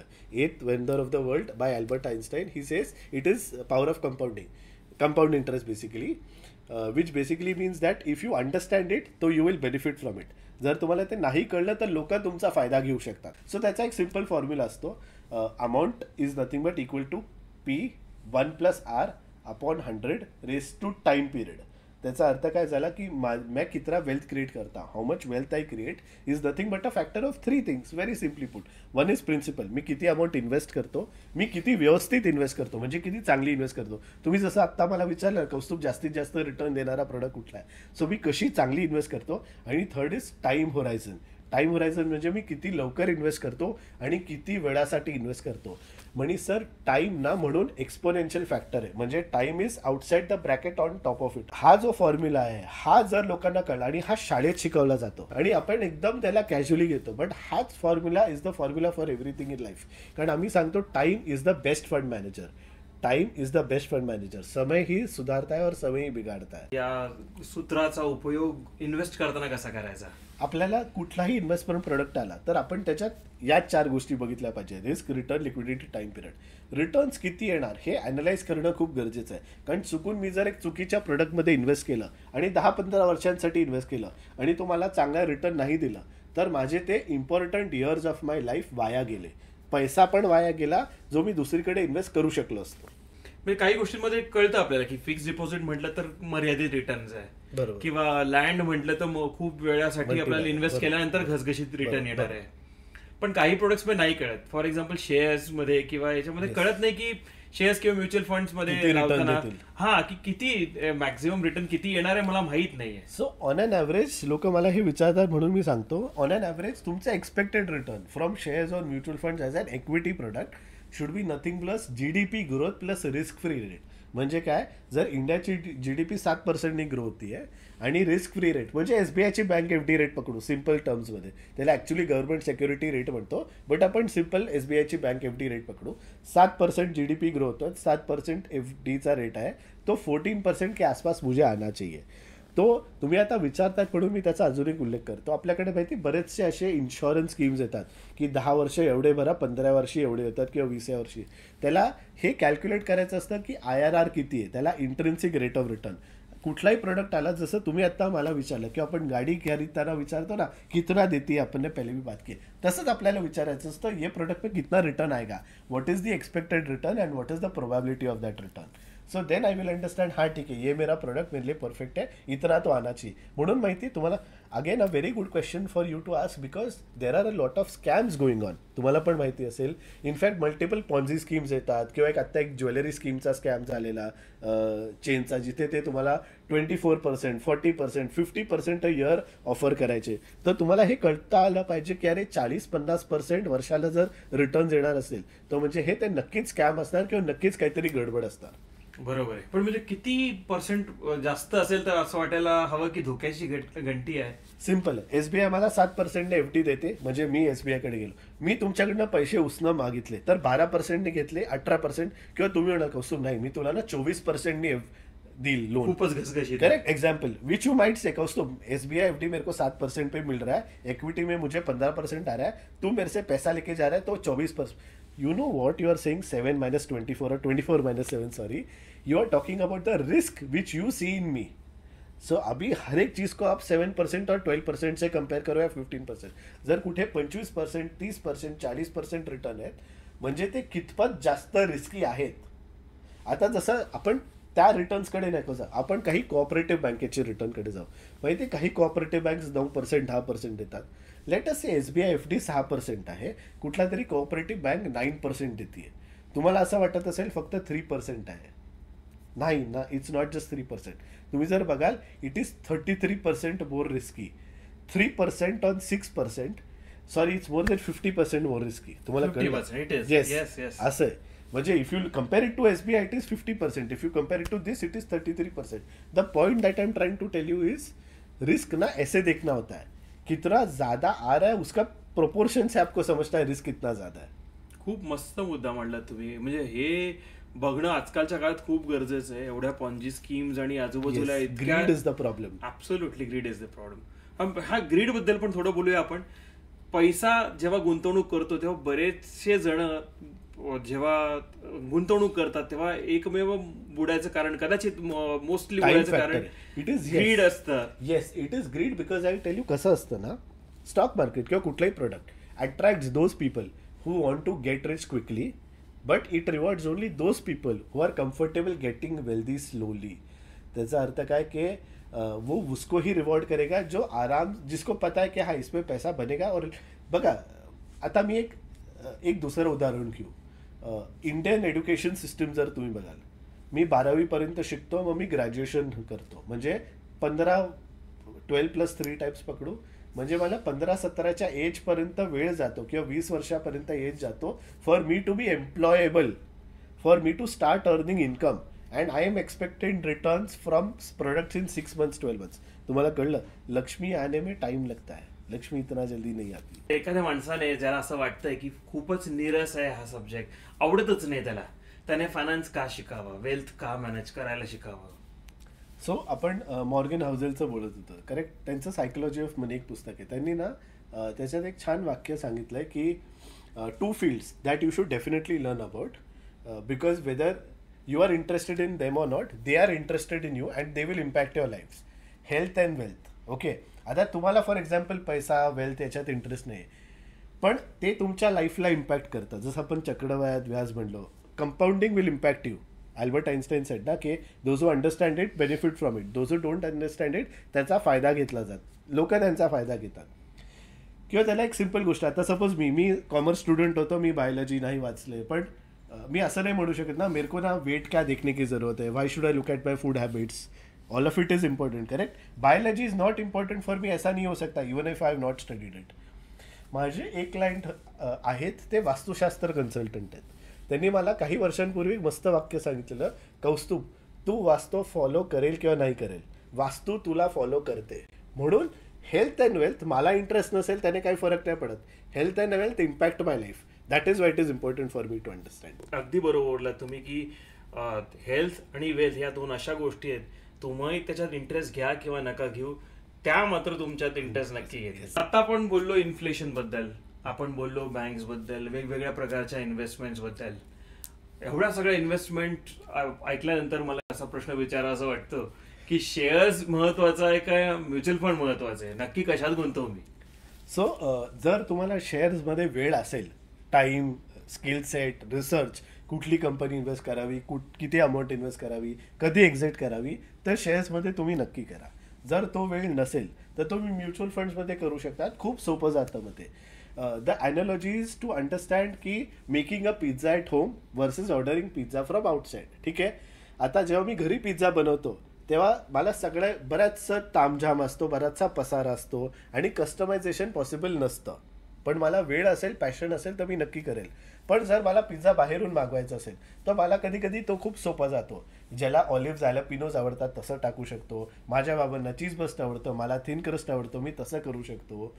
मला जे कस्टमायझेशन पाहिजे सगळं कस्टमायझेशन मी करू शकतो, ते म्युच्युअल फंड सोपं जातं. सो जर तुम्हाला कन्व्हिनियन्स पाहिजे असेल तर म्युच्युअल फंड्स करा. जर तुमच्याकडे टाईम असेल, स्किल सेट असेल, रिसर्च असेल, केपेबिलिटीज असतील तर तुम्ही स्टॉक्स करा. बरेच लोकांना मला सांगायला हे पण एक एक्झाम्पल द्यायला आवडतं की लॉर्ड हनुमान तिथे हिमालयावर गेले पण त्यांना कळलं नाही की एक्झॅक्टली बुटी कुठली होती, करेक्ट. तर त्यांनी काय केलं, ही बॉट दी एंटायर पर्वत, म्हणजे पूर्ण माउंटन घेऊन आलेले ते एक पर्टिक्युलर. सो त्याचा अर्थ काय की जेव्हा आपल्याला कळत नाही की कुठला स्टॉक चांगला आहे तेव्हा आपण बास्केट बाय करू शकतो ना, खूप सोपं होऊन जातं म्युच्युअल फंडमध्ये.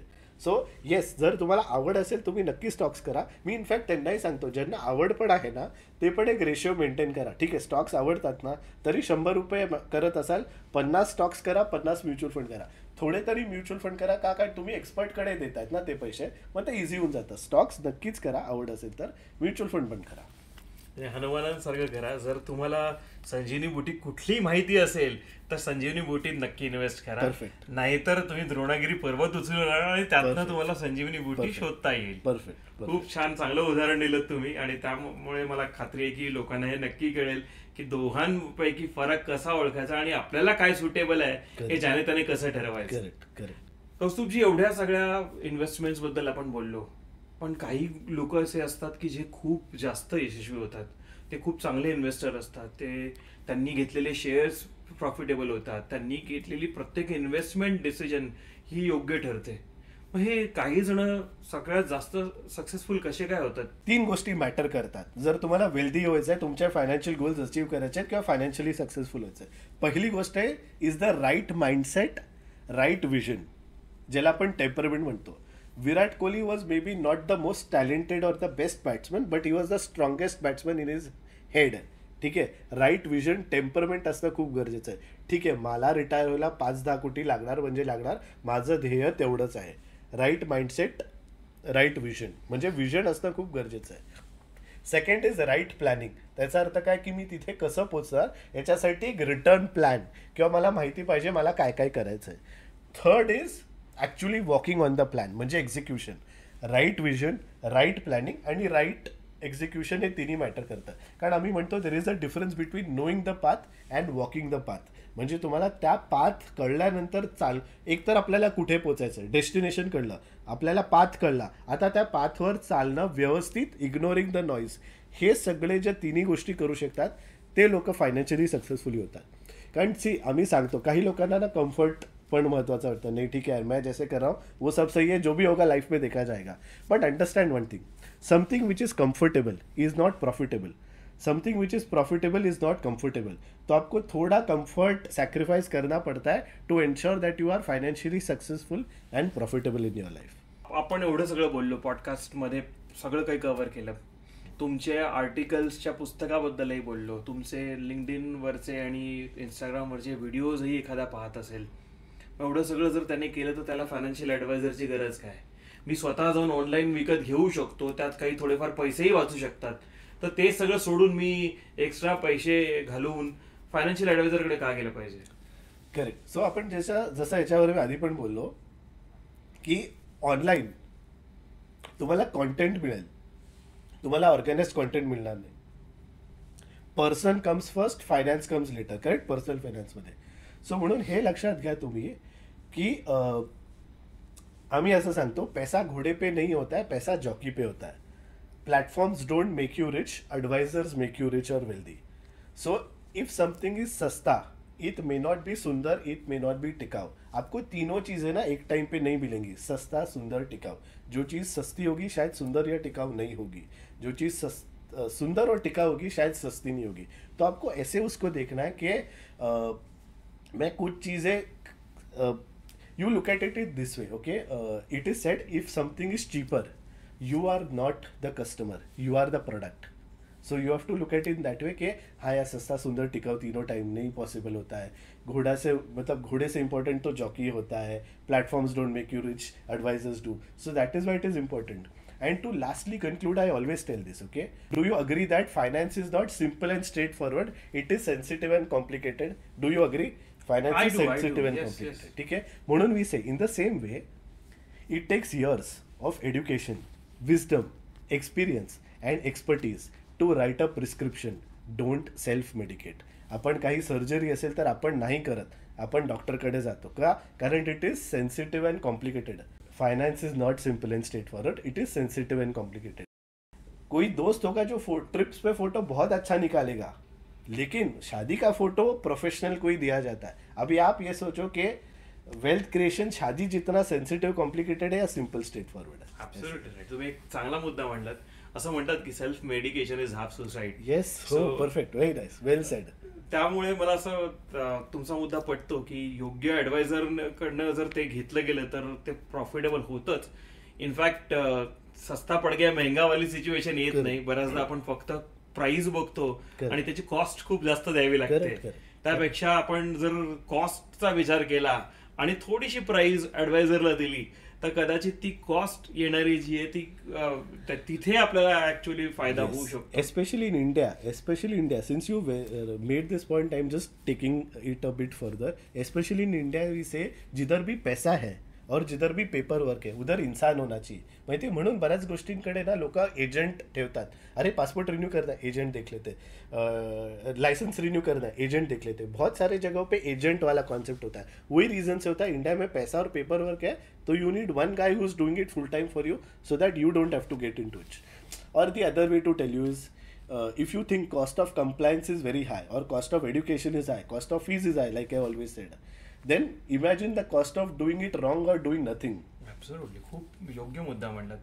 इनफॅक्ट ही गोष्ट अजूनही एक मुद्दा मला ऍड करायचा वाटतो की जेव्हा एखाद्या कन्सल्टंटला, ऍडवायझरला आपण काम देतो तेव्हा तो त्याचा अनुभव घेऊन येतो. येस. तेव्हा तो त्याचे कनेक्ट घेऊन येतो. करेक्ट. तेव्हा तो त्याचं ज्ञान घेऊन येतो आणि या सगळ्याचा फायदा आपल्याला होत असतो. त्यामुळे त्याची फी देणं हे एका अर्थानं आपण योग्य इन्व्हेस्टमेंट करत असतो. कारण मग त्याची ती जबाबदारी असते की तुमची इन्व्हेस्टमेंट बुडून न देण्याची, तुमच्या इन्व्हेस्टमेंटवर योग्य डिसिजन घेण्याची, आणि मग ती मोस्ट ऑफ द टाइम बरोबरच ठरते. त्यामुळे हा मुद्दा मी सहमत आहे तुमच्याशी की काही गोष्टींमध्ये एक्सपर्ट असायलाच हवा, आणि तो एक्सपर्ट हवा असेल तर त्याचे चार्जेस, नॉमिनल चार्जेस बघून आपण तो हायर केला तर ती कधीही योग्य इन्व्हेस्टमेंट ठरते. करेक्ट, 100%. ओव्हरऑल या सगळ्या गोष्टींबद्दल आपण खूप जास्त बोललो. एका पॉडकास्टमध्ये सगळं कव्हर करणं शक्य नाही आहे. जर मला याच्याबद्दल अजून ज्ञान पाहिजे तर मी काय करावं, कुठल्या पुस्तकांचा आधार घ्यावा, किंवा एखादा युट्यूब चॅनल आहे का, किंवा एखादा कुठला मार्ग असा आहे ज्याच्याने मला कदाचित हे अजून चांगल्या तऱ्हेने समजता येईल, कुठली पुस्तकं तुम्ही रिकमेंड कराल? सो काही पुस्तकं जे मी तुम्हाला नक्की सांगेल, सायकोलॉजी ऑफ मनी आहे बाय मॉर्गन हाउसेल, मग रिच डॅड पुअर डॅड आहे. हे तुम्हाला ना थोडी तुमची psychology, mind set, temperament build करायला हेल्प करतं. मग अल्मॅनॅक ऑफ नवल रविकांत आहे which talks about wealth and happiness. So ते पण गोष्टी तुम्हाला कळतात की काय काय गोष्टी जसं तुम्ही महत्त्वाच्या असतात, काही नसतात असं. आणि मी पण ॲज अ फायनान्शियल ॲडवायझर मी एक न्यूजपेपर कॉलम लिहितो दर आठवड्याला. त्या न्यूजपेपर कॉलमचे मी I have made a compilation of various articles. So हे पण आपण जर कोणाला पाहिजे असेल तर मी त्यांना नक्की हे हेल्प करू शकतो by giving them. This is a compilation of news articles, की माझे सगळे न्यूज आर्टिकल्स जे वीकली येतात ते 40-50 आर्टिकल्स जे आत्तापर्यंत आले आहेत त्याचं एक कंपायलेशन आम्ही या बुकमध्ये पण दिलं आहे. कारण कधी कधी तुम्हाला सेल्फ एज्युकेशन गरजेचं असतं, but at the same time एक चांगला ॲडवायझर असतं खूप गरजेचं असतं. डू इट युअर सेल्फ नाही होत. जर तुम्ही बघाल Virat Kohli has a coach, Sachin Tendulkar had a coach, everyone has a coach. There is a reason why they have coaches. Absolutely right. मी कम्प्लिटली ॲग्री आहे. मी सगळ्यांना नक्की विनंती करेन की हे जे कौस्तुभ सरांचं पुस्तक आहे हे तुम्ही नक्की घ्या आणि त्यातून तुम्हाला नक्की बरंच काही शिकायला मिळेल. कारण कौस्तुभ सर दर आठवड्याला लिहित असतात आणि हे लेख कारण इन्व्हेस्टमेंटबद्दल आहे त्यामुळे ते कधीही वापरता येऊ शकतील असं ज्ञान आहे. आणि ते ज्ञान सगळं दर न्यूजपेपरमध्ये तुम्हाला वाचता नाही आलं तरी ते एका पुस्तकात घेण्याची तुम्हाला ही एक चांगली संधी आहे. त्यांच्यापर्यंत कसं पोहोचायचं, हे पुस्तक कसं घ्यायचं, त्यासाठी मी कमेंटमध्ये त्यांचे कॉन्टॅक्ट डिटेल्स देणारच आहे. तुम्ही त्यांच्यापर्यंत पोहोचून या पुस्तकाची नक्की मागणी करू शकता. याशिवाय सरांनी जी पुस्तकं रिकमेंड केली तीही आपण वाचूया. त्यामुळे आपला इन्व्हेस्टमेंट कोशंट वाढेल, आपली इन्व्हेस्ट करायची किंवा फायनान्सबद्दलची जी निरक्षरता आहे ती थोडीशी दूर होईल आणि आपण त्याच्याबद्दल थोडंसं शिकून, थोडंसं ॲनालाइज करून आणि योग्य फायनान्शियल ॲडवायझरकडे जाऊन योग्य गुंतवणूक करू शकू असं मला वाटतं. त्यामुळे पुन्हा एकदा मी रिकमेंड करेन की कौस्तुभ सरांचं हे पुस्तक तुम्ही नक्की घ्या आणि त्यासाठी कौस्तुभ सरांना संपर्क नक्की करा. तर कौस्तुभ सर, संपर्काबद्दल बोलतोय तर तुमच्यापर्यंत पोहोचण्यासाठी तुम्हाला कसं आम्ही अप्रोच करावं? सो आपण माझे मोबाईल आणि ईमेल आय डी या व्हिडिओच्या द्वारे नक्की आपल्या व्ह्युअर्सला देऊ शकतो. मी इंस्टाग्राम, फेसबुक, यूट्यूब, लिंक्डइन याच्यावरही खूप ॲक्टिव्ह आहे. सो तिथेही जर कोणाला मला डायरेक्ट मेसेज करायचं असेल तर ते नक्की करू शकतात. Very good. So Kaustubh sir, आज तुम्ही इथे आलात आणि या पॉडकास्टमध्ये बरंच काही फायनान्सचं नॉलेज शेअर केलं आणि आम्हा सगळ्यांना खूप जास्त फायनान्सबद्दलची भीती घालवली महत्त्वाचं म्हणजे, आणि एज्युकेट केलं. त्याबद्दल मी तुमचे मनापासून आभार मानतो. तुम्ही या शोमध्ये आलात आणि याप्रमाणे आम्हाला ज्ञान दिलं त्याबद्दल खरंच तुमचे आभार आहेत. मी आशा करतो की तुम्ही सगळेजण कौस्तुभ सरांकडे नक्की अप्रोच व्हाल, त्यांचं हे पुस्तक नक्की वाचाल आणि कौस्तुभ सरांकडनं मार्गदर्शनही नक्की घ्याल. कुठल्याही प्रकारचा फायनान्शियल ॲडवाईस जर तुम्हाला हवा असेल, जगभरात तुम्ही कुठेही असाल तरीही तुम्ही कौस्तुभ सरांपर्यंत पोहोचू शकाल. त्यांचे नंबर मी इथे स्क्रीनवर देतोय. तुम्ही या नंबराद्वारे त्यांच्यापर्यंत नक्की संपर्क करा. याचप्रमाणे कौस्तुभ सरांकडनं ॲडवाईस घेण्यासाठी त्यांच्या लिंक्डइन अकाउंटलाही फॉलो करा, इंस्टाग्रामच्या अकाउंटला, यूट्यूबलाही नक्की फॉलो करा. आपण हा एपिसोड इथे या नोटवर थांबवूया की आपण सगळे फायनान्शियली साक्षर होऊया, फायनान्शियली विचारवंत होऊया. आपल्या डिनर टेबलवर, आपल्या घराघरामध्ये फायनान्सबद्दल अवश्य बोलूया, आपल्या मुलाबाळांशी चर्चा करूया. योग्य यूट्यूबरकडनं, योग्य फायनान्शियल ॲडवायझरकडनं आपण मार्गदर्शन घेऊया आणि सगळेच श्रीमंत होऊया. या नोटवर मी मनीष पंडित तुमची रजा घेतो. पुन्हा एकदा भेटूया पुढच्या एका एपिसोडमध्ये एका नवीन पाहुण्यासह. तोपर्यंत मी मनीष पंडित तुमची रजा घेतो. धन्यवाद.